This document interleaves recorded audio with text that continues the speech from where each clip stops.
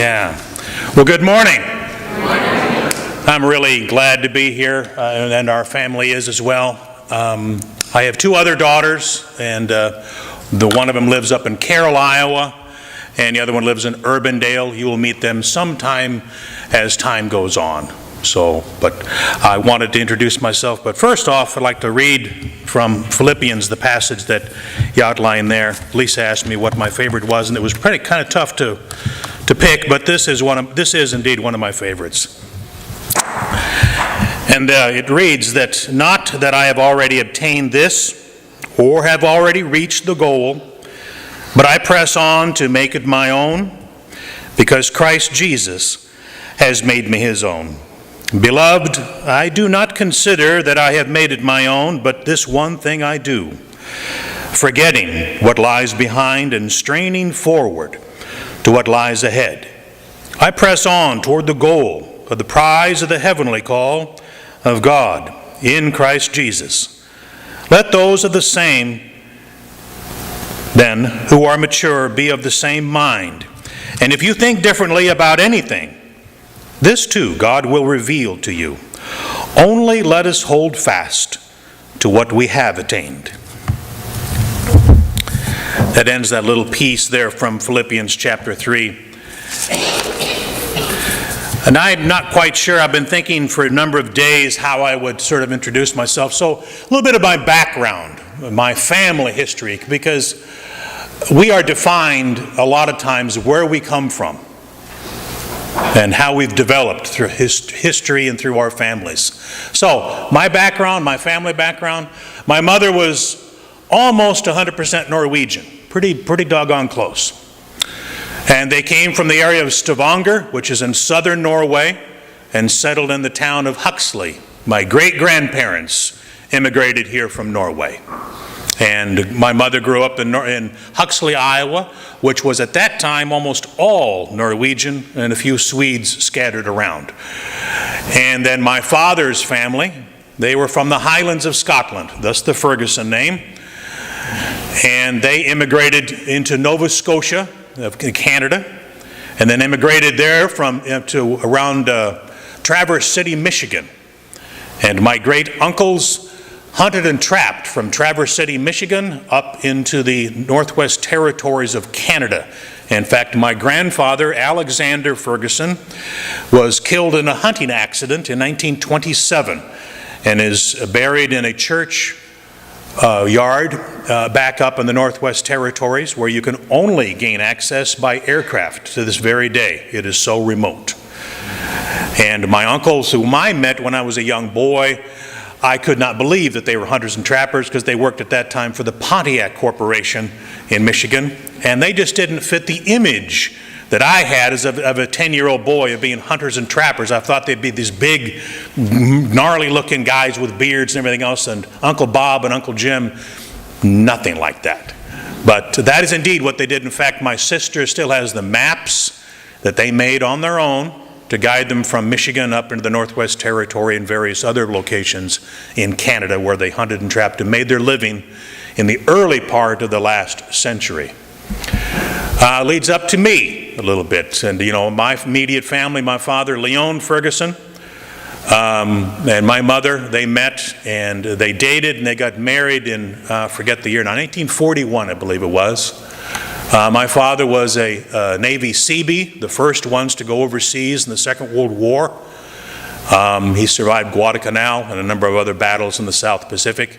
My father-in-law, ironically, was a Marine, as I am and was. I've been off active duty for like 40-some-odd years. He survived Iwo Jima. He was on that, so we have a long tie of history with that.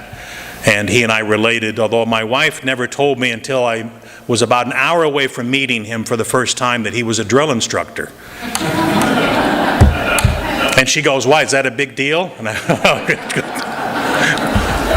needless to say, he and I got along quite well, but it was about an hour before I met the man for the first time. To find that out was not easy. So anyway, all right, I have 3 daughters, and Anna is the youngest one, and her boyfriend Brian here in the front, And they both happen to be deaf, and we've learned a lot from these two brilliant young people. Anna's going to be finishing up her last year in photography and graphic arts at DMAC and the Ankeny campus. And Brian has got a scholarship to continue on his education at Drake University, and they're going to be living in West Des Moines for a while, until then. But Brian's a big surfer, and I don't understand how he's going to survive here in the middle part of the country. I can only imagine that at some point they're going to find their way back to the ocean somewhere so we can get back on a surfboard. All right. My next, the middle child, Naomi, who likes to remind us that she's the middle child. She is an environmental scientist. She works for the company called Poet, which is an ethanol producing. They just outside of Coon Rapids, Iowa, and she's the environmental scientist, safety officer. She's been there about, was it 2 years? Yep, 2 years for that. And she graduated from Simpson College with environmental science, and that's what she's been doing for a while. She lives in Carroll with Mitchell and their dogs, Miley and Murdoch. We call the M&Ms. They're Bassets. And if you don't know anything about Bassets, trust me, they are an interesting, stubborn dog, but they're beautiful, beautiful, don't get me wrong. All right, then their oldest one, oh, and I forgot, I'm going to back up here. Brian and Anna, they have a dog, Southern California Rescue Bulldog, name of Muffin, and she's about, was it 8? Yep, she's 8 years old, so. And then our oldest one, Meredith Ray, and her husband, they live in Urbandale, and Brian Seniors we call him because the Bryans are spelled differently. He's an actuary, and he works at Salmon's Company there in West Des Moines, and Meredith works for Wells Fargo, and she works in the mortgage area where she leads a team of researchers and exploring what different things about mortgages. She also went to Simpson College a number of years ago and graduated from there with a history degree, I think some English background, and yep, and religious as well. Let's see now. My immediate family. I'm the youngest of my family. I have an older sister, Barbara, who lives in Ogden, Iowa. Barb is 14 years older than I am, and she is a widow. Has been for quite a while now. But and then my brother Jim. He lives up in Anchorage, Alaska, and they summer down in Mississippi, where my sister-in-law is from, a big city of Chunky, Mississippi. You've all heard of that, right? Now, you might have heard of Meridian, Mississippi. It's just outside of Meridian. Chunky is, trust me, it's a real town. It's not a whole lot to it, but that's where she grew up in the country down there in Mississippi. And they have one daughter, Woodry, and she's up in Alaska with her husband and all that. I forgot I had a brother who died at 8 months of a heart problem in between Barbara and Jim. Never knew him. Like I said, he passed when he was 8 or 9 months old. If anybody ever lost a child, you know that my parents never got over that loss. Particularly when they found out that they could have fixed it a year later after he passed. So that was really, my dad never forgot that. He had a hard time getting over that. Then after Jim, my sister Joanne came, and Joanne passed a long time ago, back in at the age of 31 in 1980.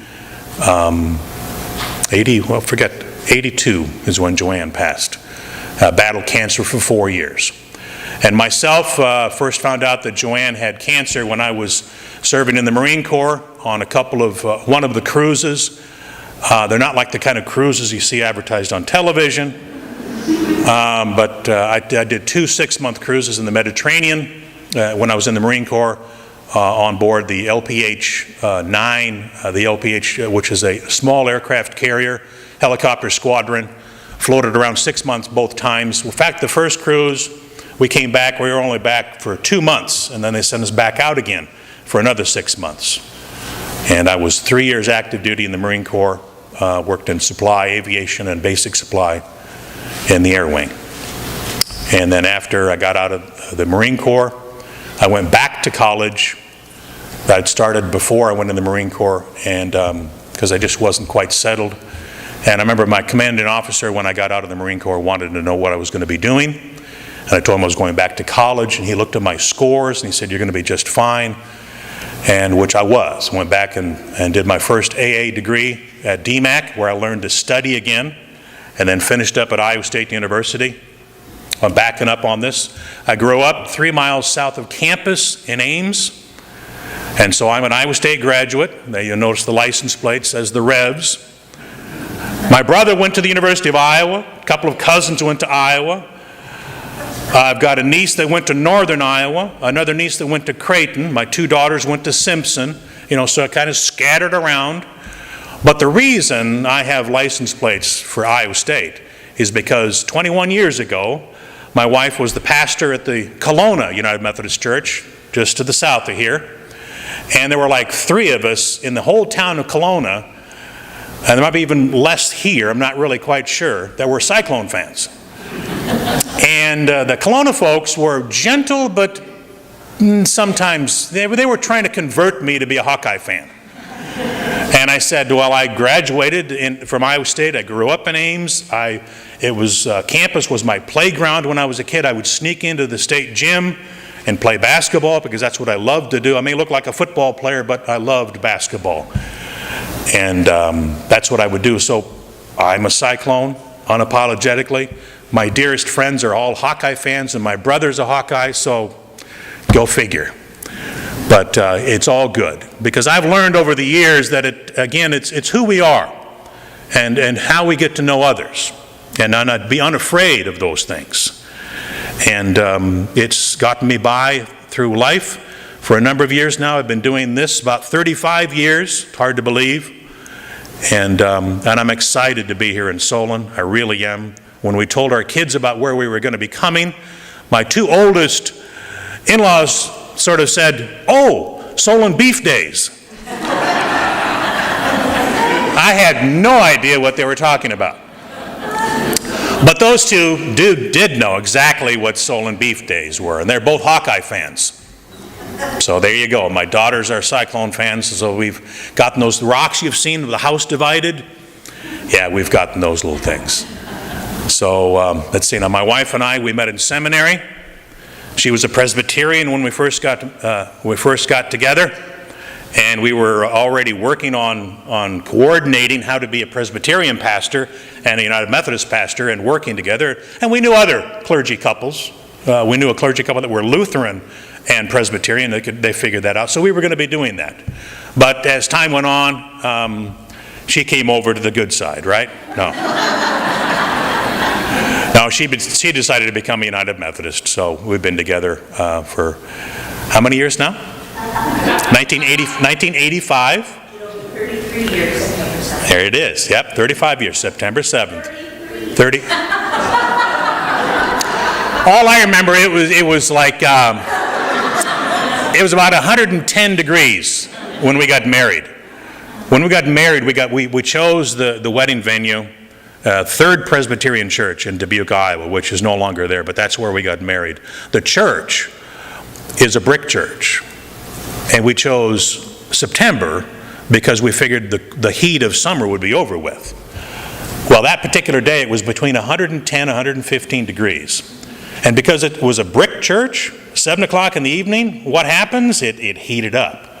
And it was only 2 places in the church that was not air conditioned. That was the pastor's office and the secretary's office. Everything else was not air conditioned. Candles melted. And yeah, it was an interesting evening. Beautiful evening for my beautiful wife, but it was a very, very hot time. So, all right, am I missing anything I might have? Pardon me?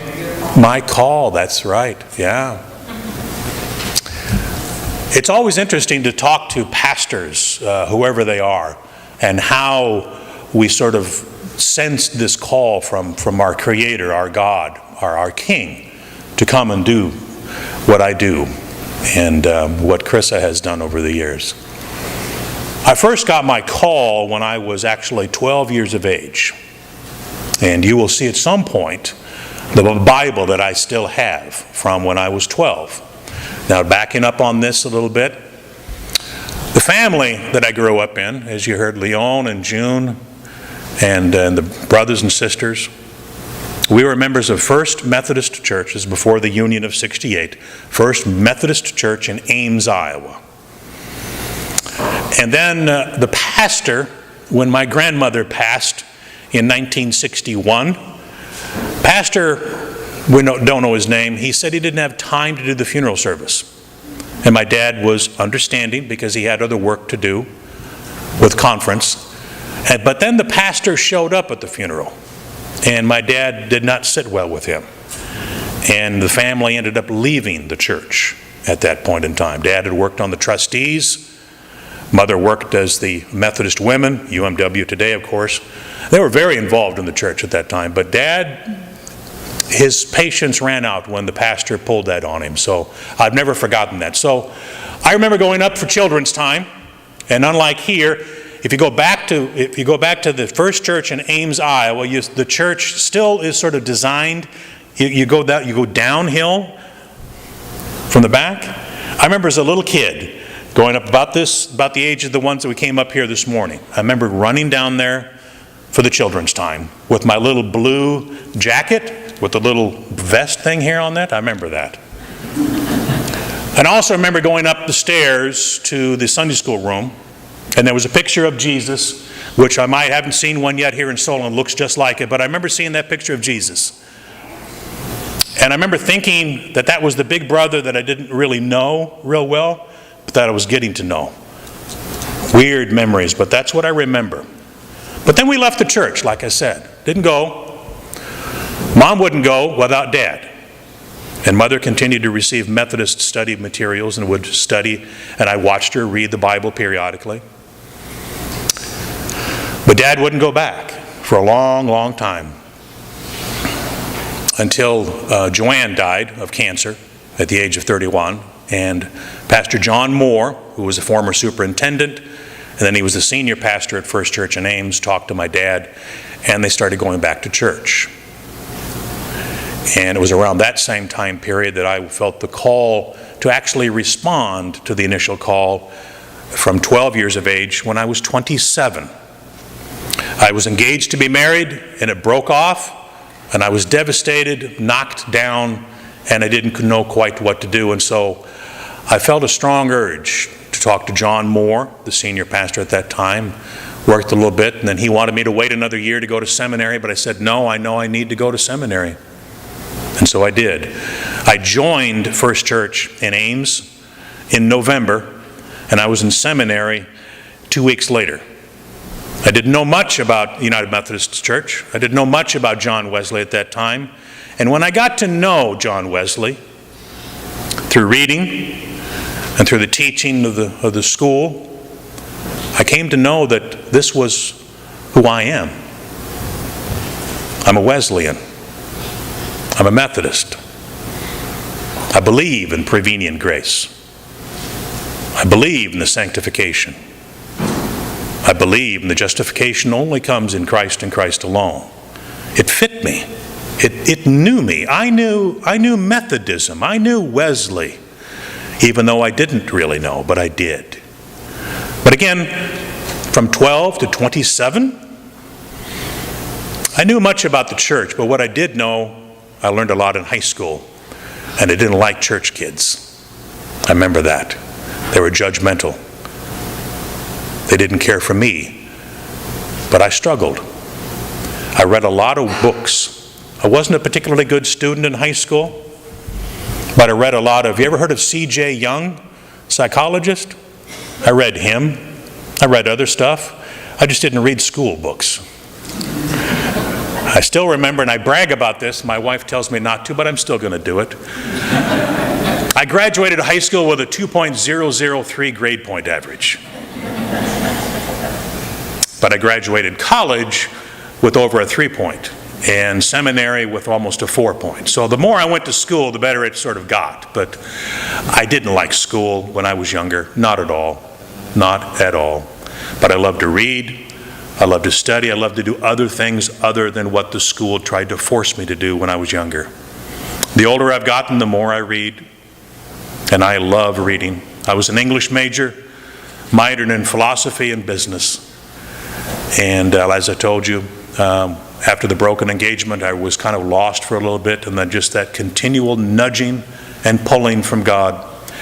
And when I made the decision to go to seminary, 2 or 3 in my family said, "Doesn't surprise us a bit." They recognized that I was going that direction long before I did. So, anything else I might have missed you can think of? Yeah. Any questions? You're going to know more about me. I'm still don't see myself as a big man, but my wife continually reminds me that, no, you are. And I'm the biggest in my family. My brother's only about 5'10". I am close to 6'3". And when I was growing up, I didn't quite understand why I was so big. My mother was almost 5'10", and my mother's uncles were like me. And so that's where that comes from. Oh, I was named after my Uncle Ken on the Ferguson side. He was a mortician with a dry sense of humor. Loved the man. Questions you might have for me at this point in time? Yes? What other churches have I served? Let's back up here. Valley in West Des Moines for 8, almost 9 years. Carroll, almost 9 years. Denison in western Iowa. Deep River, I was there part-time for a little bit because I had some health problems a number of years ago. Westchester, down towards Washington, south of here. Helped Carissa when she was serving the church at Kelowna. Boxholm and Pilot Mound was my first appointment. Pulaski and Troy. Yeah. Boxholm to Keosauqua, where Carissa was the pastor down there, and I've served and Keosauqua to Kelowna. Our girls were born in Ames, Mary Greeley, and at Van Buren County Hospital in Keosauqua, and then Anna was born at Mercy in Iowa City. So that's the churches I've served over the years. And I was also a juvenile court tracker for a year, part-time, when I was serving at church, and worked in elevators as a kid. My first job was a detasseler when I was 13. Typical Iowa kid. And I'm trying to think of what else there was. Turkey farm, right before I went in the Marine Corps for a while. That was an interesting job too, yes. Any other questions you might have at this point? We'll have fellowship afterwards. You can talk to me. And it's kind of, I'm used to, and also, I may look comfortable up here, but I'm not always. In fact, my worst class when I was, again, mentioned the younger, was speech. I hated speech. I would do anything to avoid speech.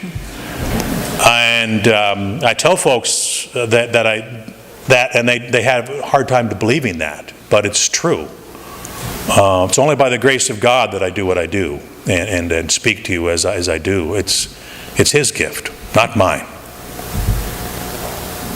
Yes? Favorite basketball coach, Johnny Orr? Pretty doggone close. Pretty close, that's right.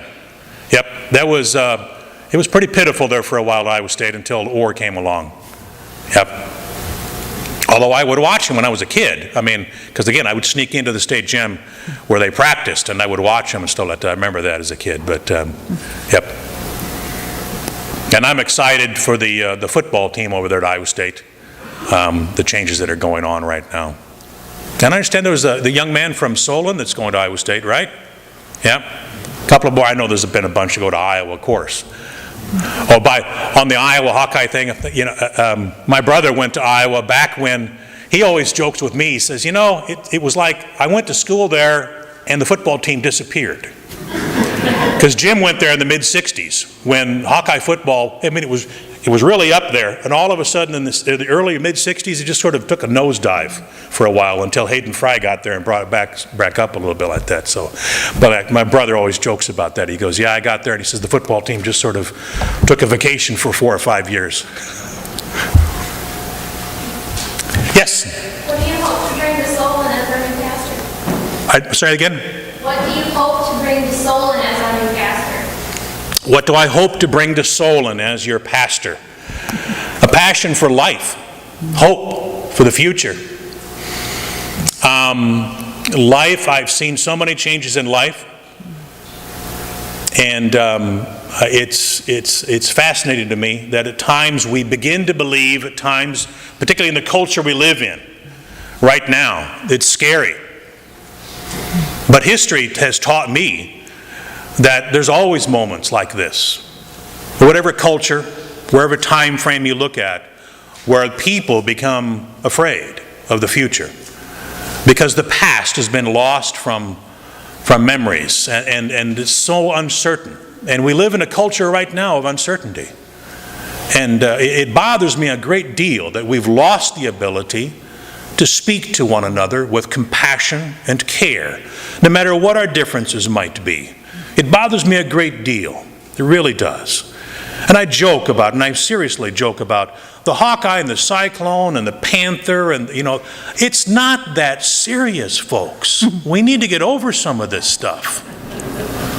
Of course I joke. Of course I want the Cyclones to beat the Hawkeyes, but, that's just me. Again, my good friends are Hawkeye fans. They want the reverse of that. Okay, it's not a big deal. Sure, we're going to get excited about for our team at that particular point in time, but afterwards, let's just calm down. Let's take a bigger picture here of life. There's been a program on National Geographic that was on a few weeks ago that I really locked onto, and I really enjoyed it. It was about the astronauts traveling around the Earth. Then the program was called One Strange Rock. Will Smith was narrating and sort of talking it, and it talked about the astronauts. One of the things that all of the astronauts are related to, once they were flying around the Earth, and to get this big picture of the Earth, we're all human beings. There's no lines that separate countries. There are no lines that separate peoples. My people, if you will, come from Norway and the Highlands of Scotland. That's my people. Brian's folks come from Puerto Rico. Chris's folks come from Germany and Great Britain. And Chris's dad was named Hosak, and he thought Hosak was a hoe and a sack from Ireland, because that's where he knew some of his family came from. But in the midst of this, when I was working as a chaplain at the University of Iowa hospitals down here years ago, I worked for a year and did an extended work there, I met a guy by the name of Barnabas Balok. Barnabas was Barney. He was a Hungarian Reformed pastor who lived in Romania. Hungarian Reformed pastor who lived in Romania. When he heard the name Hosak, he goes, well, that's not Irish. He says, that's Eastern Europe. Hosek, he said, is how the name was pronounced. I didn't know that. My wife's, Chris's dad didn't know that. And we got to do some tracking, and sure enough, his family background actually went back more to Eastern Europe. But he didn't know that. They'd immigrated from somewhere in the Eastern Europe, Hungarian, and Romania area, and eventually ended up in Ireland for a while, and then immigrated to Pennsylvania, western Pennsylvania to be exact, and grew up around the Grove City area in western Pennsylvania, beautiful area. In fact, his grandfather helped found Grove City College. So it's always fascinated me, this interaction of people. And getting to know people. That's what's just I love to see. And we have to do more of that in this culture that we live in. Have to. Because our God and our King is Christ Jesus. And He wants and He expects us to learn how to love one another and care for each other. That's my take on Him. But I've been wrong before. Any other questions you might have right now? Can I look forward to getting to know you? Yep. Oh, good. Another one. What's your favorite color? What's my favorite color? Kind of a burgundy, reddish color, yeah. Yeah, could be the, I always find it interesting that the Marine Corps colors and the Cyclone colors are pretty much the same. So I think it's sort of I don't know if it's a God thing, that's pushing it a bit far on that one, but I like those two colors, the cardinal and gold, a little bit like that. But again, that's the Marine Corps colors as well, so. Yeah. All right. Well, thank